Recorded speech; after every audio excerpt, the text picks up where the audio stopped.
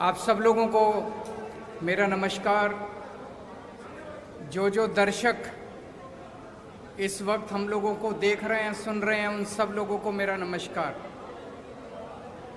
आज बड़े महत्वपूर्ण विषय के ऊपर मैं बात करना चाहता हूं। हम आज़ादी के 75 साल मना रहे हैं। देश बड़े हर्षोल्लास के साथ 75 साल मना रहा है, लेकिन सभी के मन में एक प्रश्न है। 75 साल हो गए। 75 साल किसी भी देश के लिए कोई बहुत ज्यादा नहीं होते, पर 75 साल किसी भी देश के लिए कम भी नहीं होते। 130 करोड़ भारतीयों के मन में प्रश्न है कि इन 75 सालों में कई देश हमसे आगे निकल गए, भारत पीछे क्यों रह गया? भारत आज दुनिया का नंबर 1 देश क्यों नहीं है? भारत अमीर देश क्यों नहीं है? भारत की बहुत बड़ी संख्या आज भी गरीब क्यों है? भारत के अंदर अभी भी हर बच्चे को अच्छी शिक्षा क्यों नहीं मिलती है? हमारे में किस चीज की कमी है? भारत के लोग दुनिया के सबसे इंटेलिजेंट लोग हैं। भगवान ने जब पृथ्वी की रचना की और इंसान बनाया, सबसे इंटेलिजेंट लोग भारत में भगवान ने पैदा किए। हमारे लोग जब दुनिया भर में जाते हैं, अमेरिका ले लो, लंदन ले लो, फ्रांस ले लो, दुनिया की कोई मल्टीनेशनल कंपनी उठा के देख लो, ऊपर आपको एक इंडियन बैठा मिलेगा नंबर 1 या नंबर 2 पोजीशन पे। हमारे देश के लोग इतने इंटेलिजेंट हैं, इतने हार्ड वर्किंग हैं, फिर हमारा देश पीछे क्यों रह गया? भगवान ने जब पृथ्वी बनाई, भारत को सब कुछ दिया। भगवान ने सबसे खूबसूरत जगह भगवान ने भारत को बनाया। भारत में नदियां हैं, पहाड़ हैं, मिनरल्स हैं, जड़ी बूटियां हैं, सारी फसलें हैं, समुद्र है, कोई कमी नहीं छोड़ी भगवान ने। फिर भारत पीछे क्यों रह गया? आज ये प्रश्न सब लोगों के मन में है कि भारत पीछे।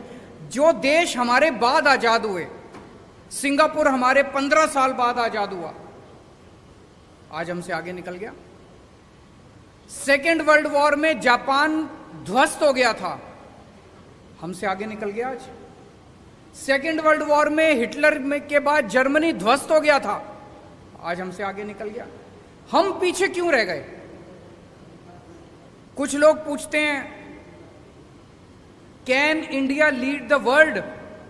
Why not?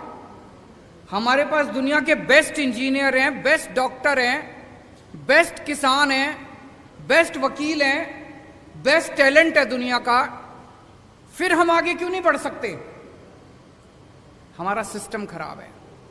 पिछले 75 साल के अंदर इन पार्टियों और इन नेताओं ने मिलके हमारे देश के अंदर केवल राजनीति की है, गंदी राजनीति की है। इनके भरोसे अगर छोड़ दिया तो अगले 75 साल भी देश को ये आगे नहीं बढ़ने देंगे। अगले 75 साल भी भारत पीछे रह जाएगा। अब उम्मीद केवल एक ही है, इस देश की जनता। अगर 130 करोड़ लोग एक साथ इकट्ठे हो जाएं तो भारत को दुनिया का नंबर 1 देश बनने से कोई नहीं रोक सकता।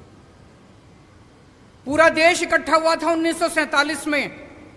जब सारा देश इकट्ठा हुआ 1947 में, हमने अंग्रेजों को उठा के बाहर फेंक दिया। आज अगर हम सारे जने इकट्ठे हो जाएं, भारत को दुनिया का नंबर 1 देश बनने से कोई नहीं रोक सकता। उसी मिशन पे हम लोग निकले हैं। हम लोग देश के कोने कोने में जाएंगे, हर राज्य के अंदर जाएंगे और लोगों को जोड़ने की कोशिश करेंगे। लोगों को जोड़ने की कोशिश करेंगे। अगर 130 करोड़ लोगों को जोड़ने का हमारा मकसद है, इसीलिए मेरी सभी लोगों से अपील है, चाहे आप बीजेपी के हो, चाहे आप कांग्रेस के हो, चाहे आप आम आदमी पार्टी के हो, चाहे आप इस पार्टी के हो, चाहे उस पार्टी के हो, पार्टीबाजी नहीं कर रहे हम लोग। हमारा मकसद है जनता को जोड़ना। जो लोग इस देश को दुनिया का नंबर 1 देश देखना चाहते हैं, आप सब लोग इस मुहिम से जुड़िए।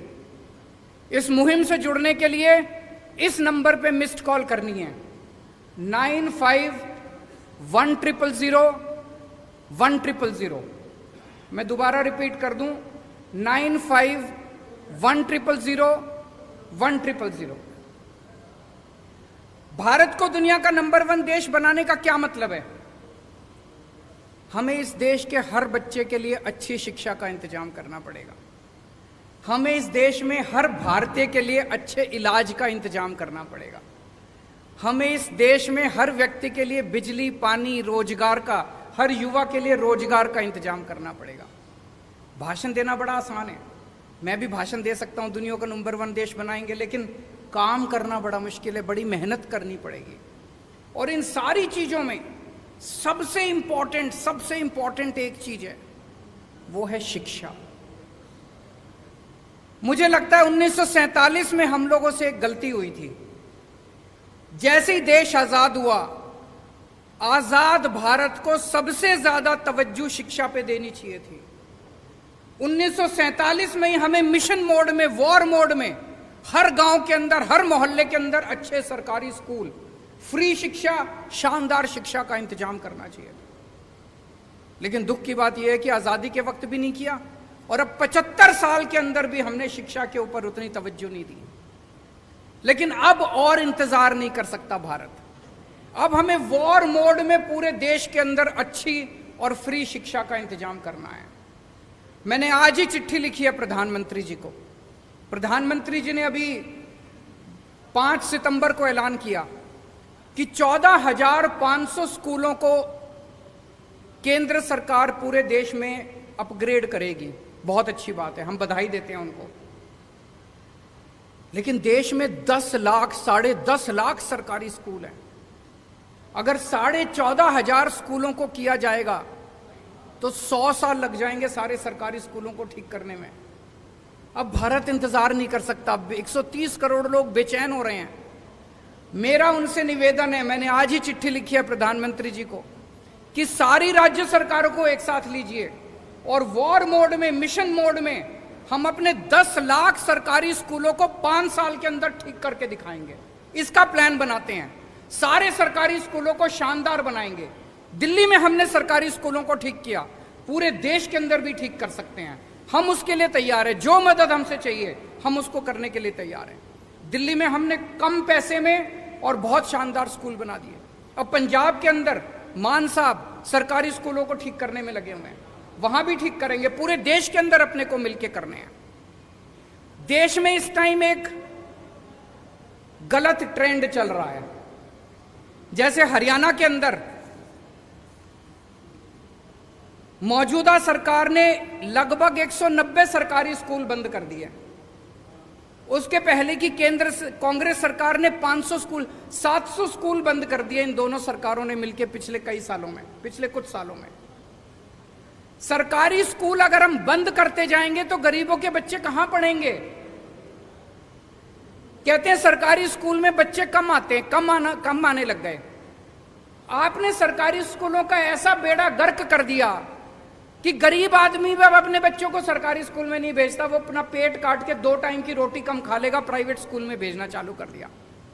आप सरकारी स्कूलों को बंद करने की बजाय उनको शानदार बना दो। देखो बच्चे आने लग जाएंगे, अमीरों के बच्चे भी आएंगे। दिल्ली में अमीरों के बच्चे भी आ रहे हैं। तो ये सरकारी स्कूलों को बंद करने का जो सिस्टम पूरे देश के अंदर चल रहा है, ये बड़ा डेंजरस है, बहुत डेंजरस है। देश में 27 करोड़ बच्चे रोज स्कूल जाते हैं। इनमें से 18 करोड़ बच्चे सरकारी स्कूलों में जाते हैं। अगर हमने सरकारी स्कूल बंद करने चालू कर दिए, 18 करोड़ गरीब बच्चे कहां जाएंगे? क्या 18 करोड़ बच्चे अनपढ़ रह जाएंगे? अगर 18 करोड़ बच्चे हमारे अनपढ़ रह गए तो देश कैसे तरक्की करेगा? इन 18 करोड़ बच्चे जो 10 लाख सरकारी स्कूलों में पढ़ते हैं, इनके लिए हमें शानदार शिक्षा का इंतजाम करना है। जब तक वो नहीं होगा तब तक बातें बड़ी बड़ी हो सकती है, लेकिन देश आगे नहीं बढ़ सकेगा। अगर आपके कुछ प्रश्न है तो आप बताइए।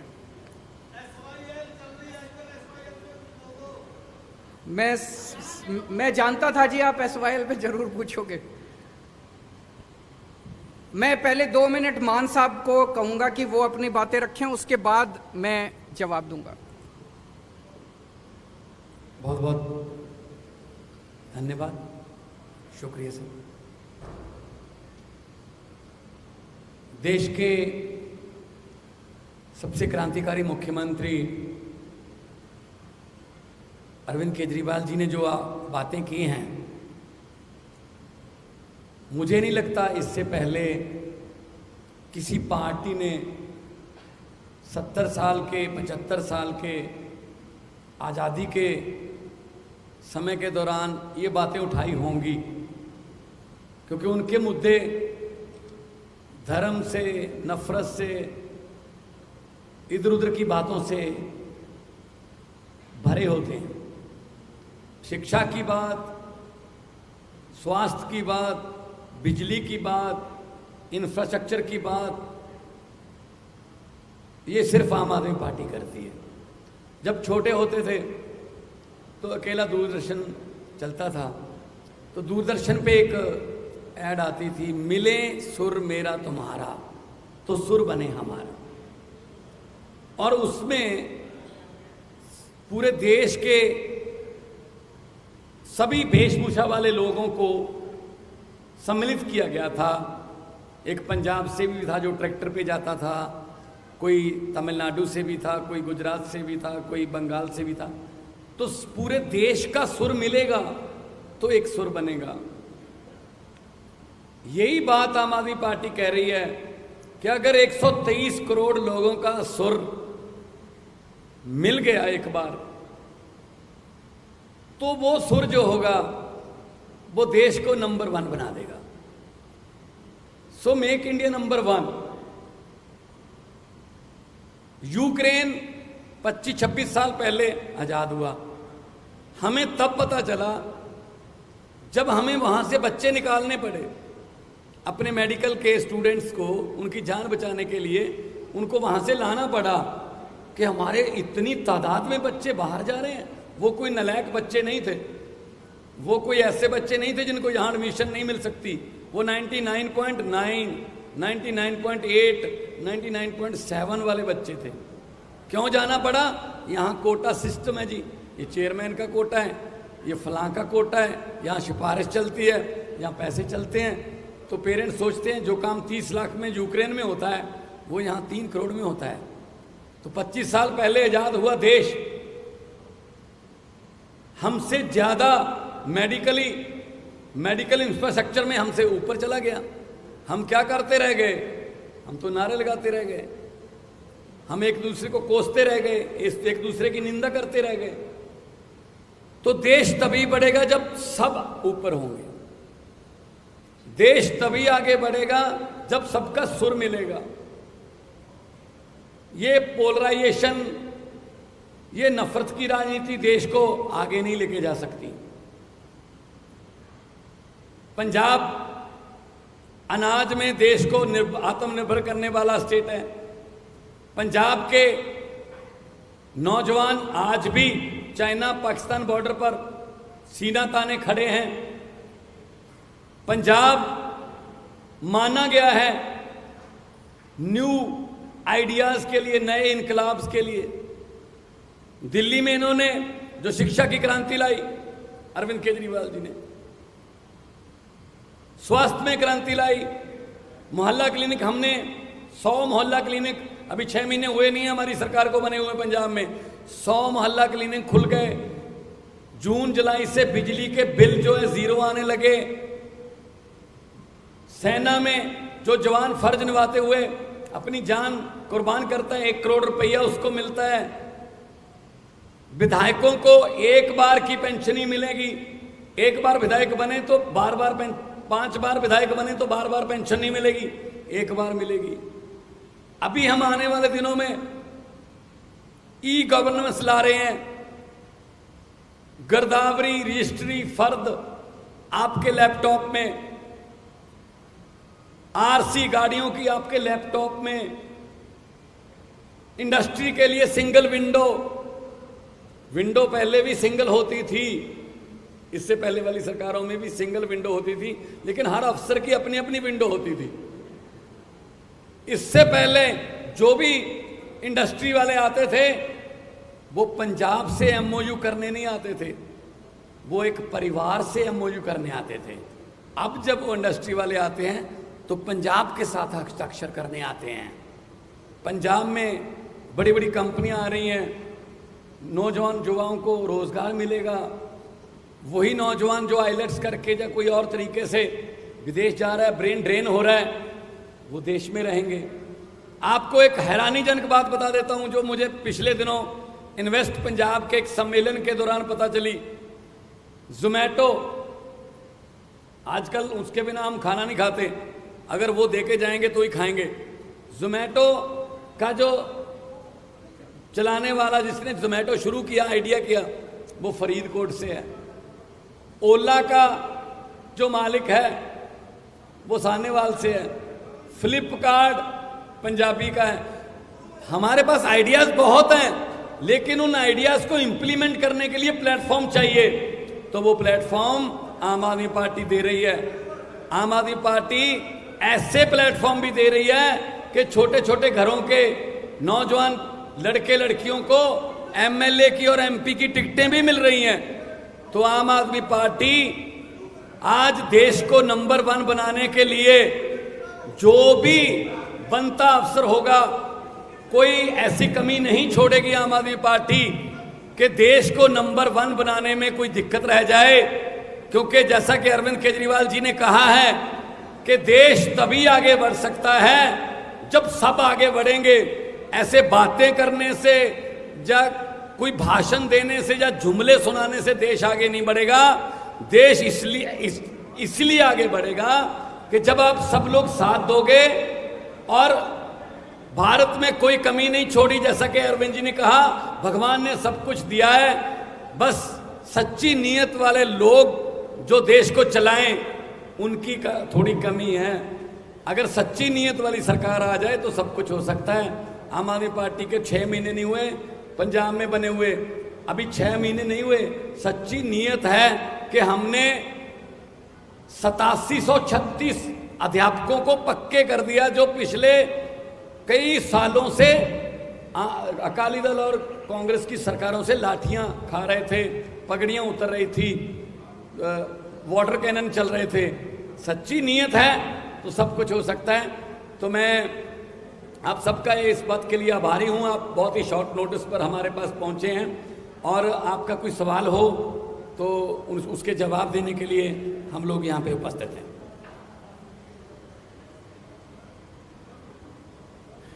अभी हमारे मीडिया के एक साथी ने एसवाईएल के बारे में पूछा कि एसवाईएल पे हमारा क्या स्टैंड है। मैं आपसे पूछना चाहता हूं कि एसवाईएल पे पंजाब कांग्रेस का क्या स्टैंड है और हरियाणा कांग्रेस का क्या स्टैंड है। एसवाईएल पे पंजाब बीजेपी का क्या स्टैंड है और हरियाणा बीजेपी का क्या स्टैंड है। पंजाब में जाते हैं ये लोग तो कहते हैं एसवाईएल बनने नहीं देंगे, हरियाणा में आते हैं ये लोग तो कहते हैं एसवाईएल लेके रहेंगे। इसी गंदी राजनीति ने पिछले 70 साल में भारत को, इंडिया को नंबर 1 नहीं बनने दिया। केवल और केवल गंदी राजनीति करते हैं। एसवाईएल बड़ा इंपॉर्टेंट मुद्दा है, पानी बड़ा इंपॉर्टेंट मुद्दा है।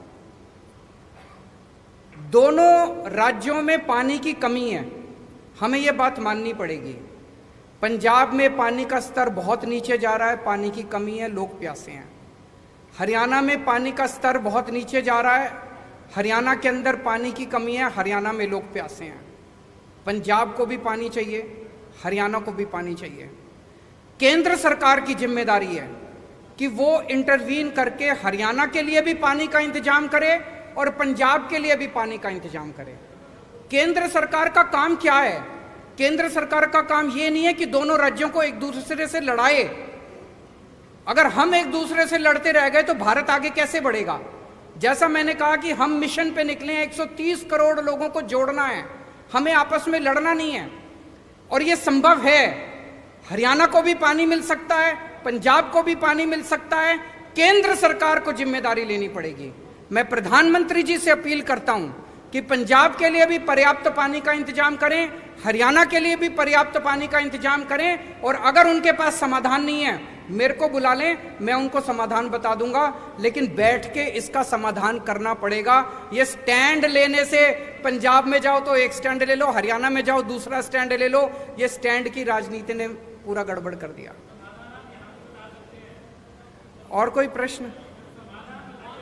समाधान बताएंगे जी, प्रधानमंत्री को समाधान निकालना चाहिए। अगर उनके पास समाधान नहीं है, मुझे चाय पे बुला ले, मैं समाधान दूंगा उनको। प्रेस कॉन्फ्रेंस के अंदर समाधान नहीं निकलते इन जटिल समस्याओं के। मान साहब, आपको मीटिंग के लिए बुलाया गया है एसवाईएल में। पहला सवाल तो ये कि आप उस मीटिंग में जाओगे। दूसरा सवाल मेरा ये है कि पंजाब के कर्मचारियों को इस महीने की अभी तक तनख्वाह नहीं मिली। करीब एक हफ्ता ऊपर जा चुका है जब उनको तनख्वाह उनकी मिल जाती है। आपका पहला सवाल है, अगर हरियाणा के मुख्यमंत्री और पंजाब के मुख्यमंत्री की कोई मीटिंग केंद्र सरकार की, जो कहते हैं कि केंद्र सरकार ने कहा है कि दोनों मीटिंग कर लें, हम मिलने को तैयार हैं, मुझे मिलने में कोई हर्ज नहीं है। लेकिन जैसा कि अरविंद जी ने कहा, केंद्र सरकार का ये फर्ज बनता है कि वो इस समस्या का समाधान करे, ना कि दोनों को मीटिंग में बिठाकर उसके बाद बाहर आकर अपने अपने वक्तव्य देने के लिए उनको छोड़ दें। तो मैं Punjab as a head of the state in Punjab, मैं जाने के लिए तैयार हूं।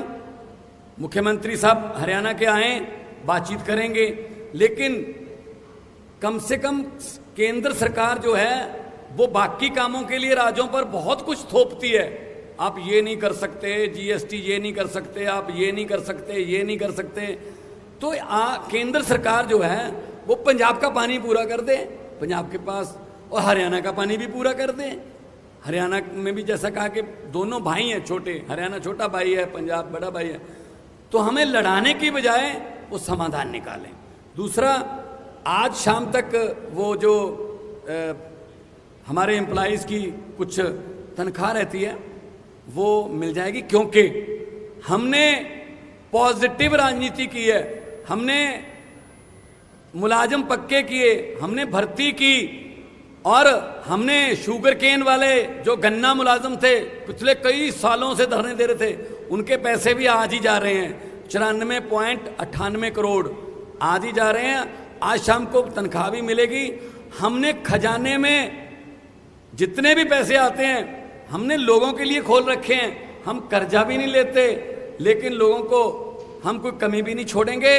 और इस बार 23% जीएसटी की कलेक्शन बढ़ी है, और जितना टैक्स आएगा हम इंफ्रास्ट्रक्चर के रूप में, हम स्कूलों के रूप में, सस्ती बिजली के रूप में, हम सड़कों के रूप में, अच्छे स्कूलों के रूप में, मोहल्ला क्लिनिक के रूप में लोगों पर ही खर्च करेंगे।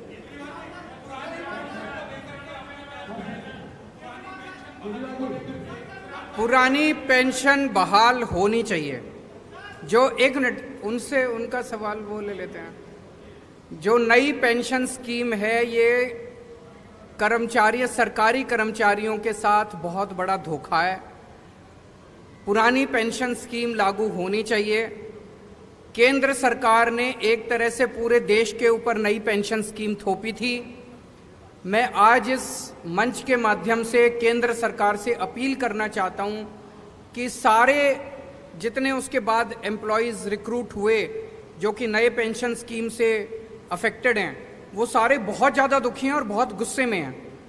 इसीलिए उनके हित के लिए लोग सरकारी नौकरी में क्यों आते थे कि भाई रिटायरमेंट के बाद पेंशन मिल जाएगी, ज़िंदगी भर सिक्योर हो जाती है। अब वो पेंशन ही नहीं मिलती, किसी को कुछ 100 रुपये को कुछ मिल रहे हैं, किसी को कुछ।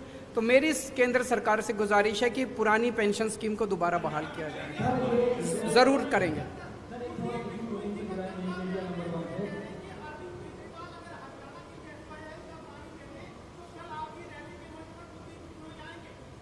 कुलदीप बिश्नोई की जरूरत ही नहीं हमको।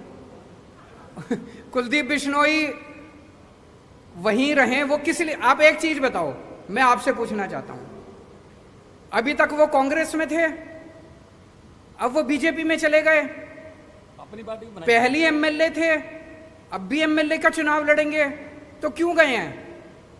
उनके ऊपर इतने सारे केस थे, इतने सारे केस थे, तो वो अपने केस रफा दफा कराने के लिए गए हैं। तो वो जनता से वोट किस लिए मांग रहे हैं? अब वो इसलिए नहीं मांग रहे कि मैं तुम्हारा कुछ भला करूंगा, भला तो पहले कर देते, अभी भी कांग्रेस में ही थे, एमएलए ही थे। वो जनता से कह रहे हैं मेरे को वोट दो ताकि मैं अपने सारे केस रफा दफा करा लूं। तो कुलदीप बिश्नोई जहां हैं वहीं रहे, उनकी हमें जरूरत नहीं है।